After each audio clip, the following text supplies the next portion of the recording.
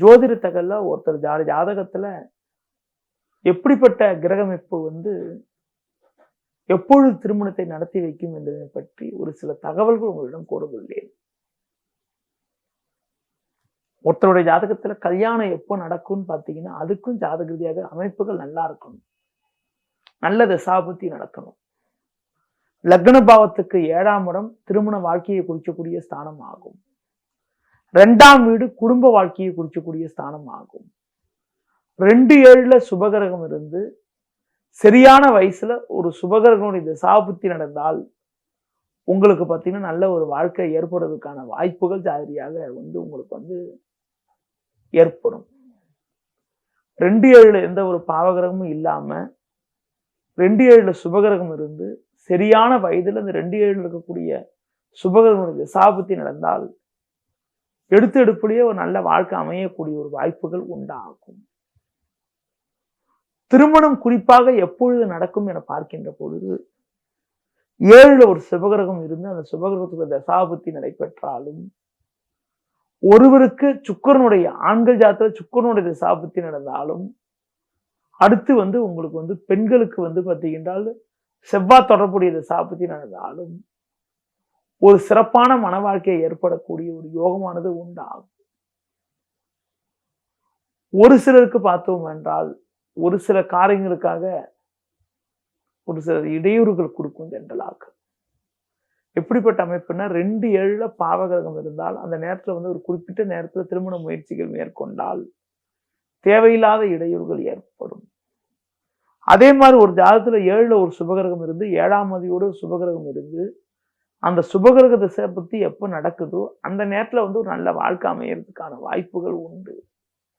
அடுத்து கோச்சாரத்துல ஜென்ம ராசிக்கு 2, 5, 7, 9, 11 ஆகிய ஸ்தானங்கள்ல இருந்தா எளிதில் திருமணம் நடக்கும் என்ற ஒரு கருத்து உண்டு. அதுதான் குரு பலன் சொல்லுவோம். எனக்கு என்னமோ பார்த்தீங்கன்னா குரு பலன் மட்டுமே முக்கியம் கிடையாது, ஜனன ஜாதகத்தில் இருக்கக்கூடிய கிரக நிலையும் கண்டிப்பா முக்கியம். பொதுவா உங்களுக்கு இந்த 7 கதிரி தொடர்புடைய இந்த சாபத்தை நடைபெறுகின்ற பொழுது ஒரு நல்ல ஒரு வாய்ப்புகள் உங்களுக்கு கிடைக்கும். மனமாகாதவர்களுக்கு பொதுவா பார்த்தீங்கன்னா இந்த 7ஆம் தசாபுத்தி நடக்கின்ற பொழுது நம்ம திருமண முயற்சிகள் மேற்கொண்டால் அது ஓரளவுக்கு நல்ல ஒரு வளமான பலன்களையும் நல்ல முன்னேற்றத்தையும் தரக்கூடிய ஒரு வாய்ப்பை உண்டாக்கும். 2-7ல ஒரு சுபகிரகம் இருக்கு, அந்த சுபகிரக தசாபுத்தி நடந்தால் திருமண முயற்சி எளிதில் கைகூடுவதற்கான ஒரு அனுகூலங்கள் கண்டிப்பா உண்டு. அடுத்து பார்த்தீங்கன்னா ஒரு ஜாதகத்துல 2லயோ 7லயோ பாவகிரகம் இருந்து இந்த திருமண வயது காலத்துல அந்த தசாபுத்தி நடைபெற்றா அந்த நேரத்துல கைகூடுறதுல கொஞ்சம் இடையூறுகள் உண்டாகும். அந்த குறிப்பிட்ட தசாபுத்தி முடிஞ்ச பிறகு பார்த்தீங்கன்னா திருமண முயற்சிகள் மேற்கொண்டால் எளிதில் கைகூடக்கூடிய ஒரு வாய்ப்புகள் உண்டாகும். அடுத்து பார்த்தீங்கன்னா ஆண்கள் ஜாதகத்துல சுக்கிரன் மிக முக்கிய கிரகம், பெண்கள் ஜாதகத்துல செவ்வாய் ஒரு மிக மிக முக்கிய கிரகம். சுக்கிரனுடைய தசாபுத்தி ஒருத்தருக்கு நடந்தாலும், பெண்கள் ஜாதகத்துல செவ்வாயோட தசாபுத்தி நடந்தாலும், அடுத்து குறிப்பாக திருமண வயது காலத்துல நல்ல தசாபுத்தி நடைபெற்றாலும் நல்லது நடக்கக்கூடிய ஒரு வாய்ப்புகள் எளிதில் நடக்கும். பொதுவா திருமண வயது காலத்துல திருமணத்திற்காக நீங்க முயற்சிகள் மேற்கொள்கின்ற பொழுது கேதுவின் திசை அல்லது புக்தி நடந்தாலும், மற்ற கிரகத்தோட திசையில கேதுவோட புக்தி நடந்தாலும் அந்த நேரத்துல திருமணம் கைகூடுறதுல கொஞ்சம் இடையூறுகள் உண்டாகும். பொதுவா பார்த்தீங்கன்றால் உங்களுக்கு திருமண வயது காலத்துல ஒரு நல்ல தசாபுத்தி நடந்தா எளிதில் திருமணம் கைகூடக்கூடிய ஒரு அதிர்ஷ்டங்கள் உண்டாகும். அதுவே திருமணம் நடக்கக்கூடிய சமயத்துல திருமணத்துக்காக நீங்க முயற்சிகள் மேற்கொள்ளக்கூடிய சமயத்துல உங்களுக்கு 2-7ல பாவகிரகம் அந்த பாவத்தோட தசாபுத்தி நடந்தா அந்த நேரத்துல திருமணம் நடைபெறுவதில் ஒரு தேவையில்லாத இடையூறுகள் தேவையில்லாத தடங்கள்லாம் ஏற்பட்டு கொஞ்சம் நல்லாக. குறிப்பா பார்த்தீங்கன்னா இந்த 2-7ல இருக்கக்கூடிய பாவகர்களுடைய தசாபுத்தி எப்ப நடக்குதோ அந்த நேரத்தில் நீங்க திருமண முயற்சிகள்லாம் மேற்கொண்டீங்கன்னா ஒரு தேவையற்ற இடையூறுகள் ஏற்படும். அந்த தசாபுத்தி முடிஞ்சு சுபகிரக தசாபுத்தி வருகின்ற போது பார்த்தீங்கன்னா திருமண முயற்சிகள் எளிதில் கைகூடும். ஆண்கள் ஜாதகத்துல திருமணத்திற்கு முக்கிய கிரகம் சுக்கிரன், பெண்கள் ஜாதகத்துல செவ்வாய் வந்து மிக முக்கிய கிரகம். சுக்கிரன் இருக்கக்கூடிய இடத்திற்கு கோச்சாரத்துல குரு இருந்தாலும் திருமணம் கைகூடக்கூடிய ஒரு வாய்ப்புகள் உண்டாகும். அது போல பெண்கள் ஜாதகத்துல செவ்வாய் இருக்கக்கூடிய இடத்திற்கு குரு வந்தாலும் திருமணம் எளிதில் கைகூடக்கூடிய ஒரு காலம் உண்டாகும். கோச்சார பலன் மட்டும் இல்லாம தசாபுதி மிக முக்கிய பங்கு வகிக்கிறது.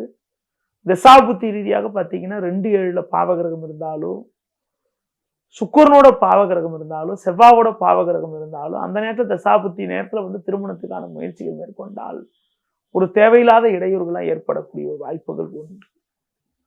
அந்த காலத்துலாங்க பார்த்தீங்கன்னா ரொம்ப இளம் வயதுல கல்யாணத்துக்காக முயற்சிகள் மேற்கொண்டாங்க. முயற்சி பண்ண உடனே ஏதாவது ஒரு நல்ல வாழ்க்கை அமைஞ்சிரும். இப்பெல்லாம் பார்த்தீங்கன்னா ஆண்களுக்கே பார்த்தீங்கன்னா 30 வயசு கிட்ட ஆயிடுது, பெண்களுக்கே 27-28 வயசு கிட்ட ஆயிடுது. பொதுவா வந்து நம்மளுடைய குடும்ப பழக்க வழக்கப்படி ஒரு திருமணத்துக்காக ஒரு வரன் பார்க்கிற சமயத்துல தசாபுத்தி நல்லா இருந்தா ஒரு எளிமையா ஈஸியா எடுத்த எடுப்புலயே கல்யாணம் கைகூடக்கூடிய ஒரு வாய்ப்புகள் உண்டாகும். அதே போல வந்து 7 இருக்கக்கூடிய சுபகிரக தசாபுத்திகள், கலத்திரக்காரனுடைய தசாபுத்திகள், அடுத்து ஒரு சுபகிரகத்தோட தசாபுத்தி நடந்தா கூட தெளிவில் கல்யாணம் கைகூடிடும். பொதுவா ஒரு குரு புத்தி நடக்குது, குரு தசை நடக்குது, ஒரு நல்ல தசாபுத்தி நடக்குது, ஒரு புதன் தசை நடக்குது, இந்த மாதிரி தசாபுத்தியில கூட கல்யாணம் வந்து எளிதில் கைகூடிடும். ஒரு கேதுவுடைய தசாபுத்தி நடக்குது, சனியோட தசாபுத்தி நடக்குது, சனி 2-7 இருந்து அந்த தசாபுத்தி நடக்குதுன்னா அந்த மாதிரி நேரத்தில் வந்து கல்யாணம் கைகூடல கொஞ்சம் தேவையில்லாத இடையூறுகள், தேவையில்லாத தடைகள்லாம் ஏற்படும். எந்த ஒரு விஷயத்திலையுமே நான் கொஞ்சம் இப்போ திருமணம் விஷயத்துல முயற்சிகள் எடுக்கின்ற பொழுது படிச்சுட்டு இருப்பாங்க, படிச்சுட்டு இருக்கும்போது திருமண முயற்சிகள் மேற்கொள்கின்ற பொழுது ஒரு சிலருக்கு பார்த்தீங்கன்னா படிச்சுட்டு இருக்கும்போதே நல்ல லைஃப் அமைஞ்சிடும். எப்படின்னா அந்த நேரத்தில் சரியான தசாபுத்தி அவங்களுக்கு வந்திருக்கும், அந்த திருமண யோகம் வந்த உடனே டபார்னு கை கூடிடும். ஒரு சிலருக்கு கல்யாணம் படிப்பு முடிஞ்ச பிறகு நீங்க வந்து 2-3 வருஷம் கழிச்சு கூட கல்யாணத்துக்காக பார்க்கின்ற பொழுது முதல்ல வந்து ஒரு நல்ல நல்ல வரன்லாம் வரும். அந்த நேரத்தில் வந்து அதை செய்யாம விட்டுட்டு அதுக்கு பிறகு வந்து பார்த்தீங்கன்னா ஒரு சாதகமில்லாத தசாபுத்தி நடைபெறுகின்ற பொழுது ஒரு திருமண முயற்சிகளுக்காக மேற்கொள்வாங்க. அந்த நேரத்தில் பார்த்தீங்கன்னா தேவையில்லாத ஒரு நிம்மதி குறைவுலாம் கூட ஏற்படுறது, ஒரு நல்லது நடக்கிறதுக்கு இடையூறுலாம் ஏற்படுது. அதனால வந்து பார்த்தீங்கன்னா ஒருத்தருக்கு வந்து பார்த்தீங்கன்னா வந்து ஒரு குறிப்பிட்ட வயதுக்கு பிறகு ஒரு பாவகிரகத்தோட தசாபுத்தி நடக்க போகுது, ஒரு 2-7 ஒரு பாவகிரகம் வந்து பாவத்தோட தசாபுத்தி வரப்போகுது, கேதுவின் தசாபுத்தி வரப்போகுதுன்னா அந்த நேரத்தில் நீங்க வந்து திருமண முயற்சிகள் மேற்கொண்டாலும் கைகூடாது. திருமணத்துக்கு பிறகு ஒரு 2-3 வருஷம் கழிச்சு அந்த மாதிரி தசாபுத்தி வர மாதிரி இருந்தா கூட நம்ம திருமணத்துக்காக வந்து ஒரு முயற்சி எடுக்கின்றதை வந்து ஜாதக ரீதியாக ஒரு ஜோதிடர்கிட்ட காட்டி சரியான முறையில் ஆலோசனை பெற்றுதான் வந்து நம்ம முடிவு எடுக்கணும். அப்படி எடுத்தாதான் வாழ்க்கை வந்து ஒரு மகிழ்ச்சிகரமாக இருப்பதற்கான வாய்ப்புகள் பொதுவாக ஏற்படும். நேயர்களே, இதுவரை இன்றைய ராசி பலன் மற்றும் திருமணம் எப்பொழுது நடக்கும் என்பதை பற்றி கூறினேன். மீண்டும் நாளை காலை சந்திப்போம். நன்றி, வணக்கம்.